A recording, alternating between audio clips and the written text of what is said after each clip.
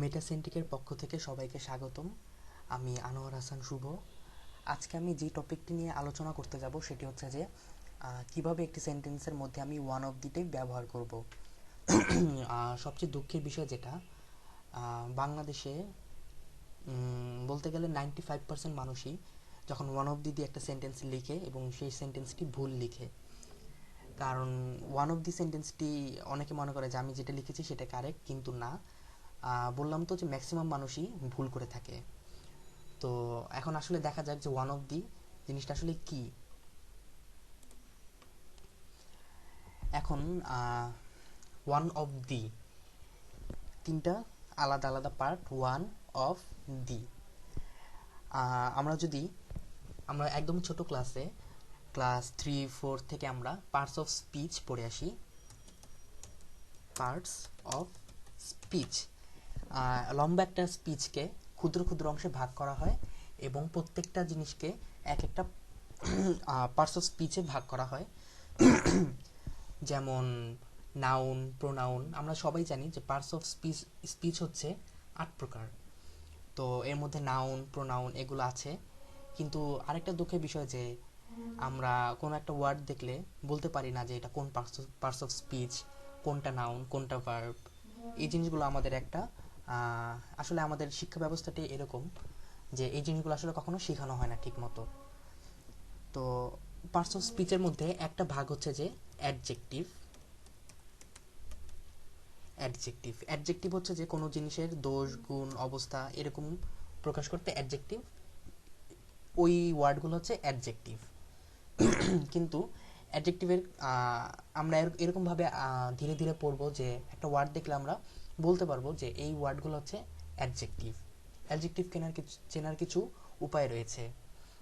তো অ্যাডজেক্টিভেরই একটি ক্লাস হচ্ছে ডিগ্রি, যেগুলো আমরা ডিগ্রিও পড়ে এসেছি।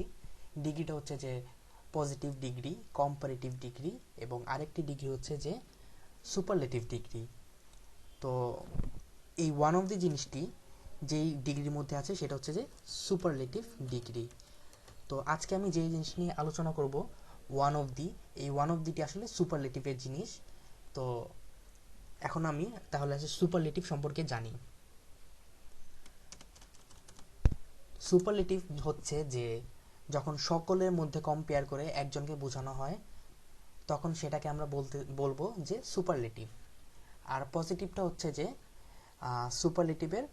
সুপারলেটিভই, কিন্তু যেটা হচ্ছে যে পজিটিভটা হচ্ছে যে যেমন আমরা যদি একটা সেন্টেন্স চিন্তা করি যেটা হচ্ছে যে no other person is as good as Tapu.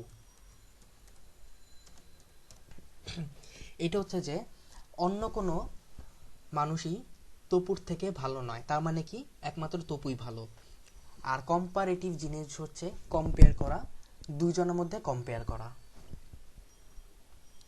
তো এখন আমরা অ্যাডজেক্টিভের যে জিনিস সম্পর্কে জানবো সেটা হচ্ছে যে সুপারলেটিভ। প্রথমে আমাদেরকে একটা সেন্টেন্স দেখে চিনতে হবে যে ওই সেন্টেন্সটি আসলে কোন ডিগ্রির মধ্যে পড়েছে। তো এটা এখন কথা যে আসলে কোনটা সুপারলেটিভ কোনটা কম্পারেটিভ কিভাবে চিনবো আমি এইভাবেই যে প্রথম স্ট্রাকচারটা হচ্ছে যে আমার সেন্টেন্সের মধ্যে আমার সাবজেক্ট থাকবে এবং সাবজেক্টের পরে ভার্ব থাকবে এবং এরপরে যে জিনিসটা থাকবে সুপারলেটিভে ওয়ান অফ দি, এবং ওয়ান অফ দির পরে যে জিনিসটা সেটা হচ্ছে যে অ্যাডজেক্টিভের সুপারলেটিভ ফর্মটা হবে। সুপারলেটিভ ফর্ম অফ এডি, যে দিয়ে আমি এটা বোঝাচ্ছি যে অ্যাডজেক্টিভ অ্যান্ড প্লাস অ্যাডজেক্টিভের পরে যদি আমি কোনো কিছু বসাতে চাই তাহলে সেটা অবশ্যই হবে নাউন। এরপরে যদি কোনো কিছু হতে হয় সেটা এক্সটেনশন বা যাই হোক। এখন কথা হচ্ছে যে অ্যাডজেক্টিভের পরে আমি নাউনই কেন বসাবো। আমাদের একটা জিনিস আলোচনার মধ্যে আসে যেটা হচ্ছে মডিফায়ার। আমরা অনেক সময় পড়ি যে এ ওকে মডিফাই করে। এই হাবিজাবি জিনিসগুলো আমরা এখন মাথা থেকে বাদ দেবো। এখন আমি যে জিনিসটা দেখব সেটা হচ্ছে যে যদি আমি এভাবে সাজাতে চাই যে কোন জিনিসটা আসলে আগে থাকবে, অ্যাডজেক্টিভ নাকি নাউন না অ্যাডভার্ব, তো সেই জিনিসের মধ্যে অ্যাডভার্বটা হবে সবার আগে, এবং এরপরে যেটা হবে সেটা হচ্ছে অ্যাডজেক্টিভ, এবং এরপরে যে জিনিসটা হবে সেটা হচ্ছে নাউন। এই সিকোয়েন্সটা আমি সবসময় মনে রাখবো। যেমন আমি যদি লিখতে চাই উচ্চ প্রশিক্ষিত টিচার মানে শিক্ষক, তো এই জিনিসটা তো আমি এটাই লিখবো, হাইলি ট্রেইনড টিচার। কিন্তু কোনো এই জিনিসটাকে আমি এরকমভাবে লিখতে পারি, ট্রেইনড হাইলি টিচার, প্রশিক্ষিত উচ্চ শিক্ষক, জিনিসটা লিখতে পারি? পারি না। তো এই জিনিসগুলো আসলে আমাদেরকে আসলে আমরা পরে এটা নিয়ে আলোচনা করব।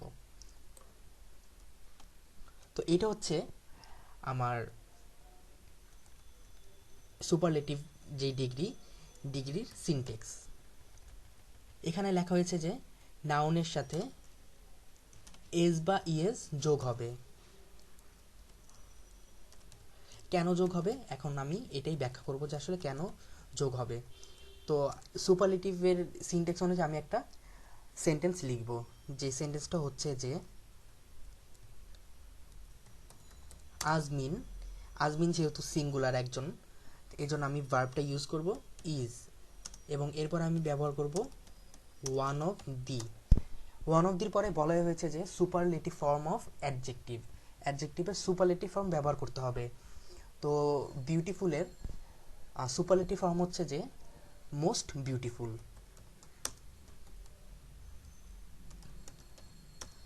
এবং আজমিন যেহেতু একজন মেয়ে, তো এরপরে আমি যেই মানে যেটা লিখবো সেটা হচ্ছে গার্লস